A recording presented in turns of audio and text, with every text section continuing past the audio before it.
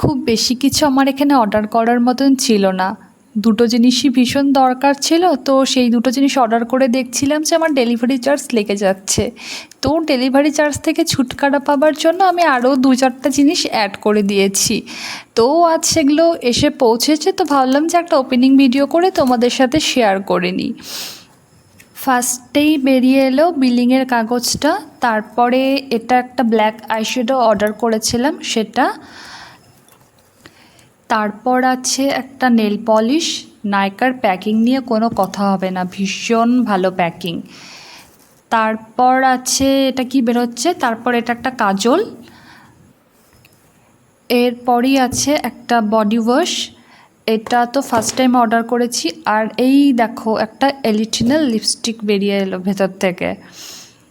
এটা বডিফায়ের একটা body wash, কেনার আগে রিভিউ দেখে অর্ডার করলাম, দেখলাম যে রিভিউগুলো ভালোই আছে, দেখি ইউজ করে কেমন হয়। আর এটা তো কাজল যেটা অর্ডার করেছি সেটা মেবলিনের কাজল, অনেক কমে পেয়েছি, 116-এ পেয়ে গেছি কাজলটা। আর মিস ক্লেয়ারের এই আইশ্যাডোটা, এটাও অনেক কমে পেয়েছি যেহেতু সেল চলছিল।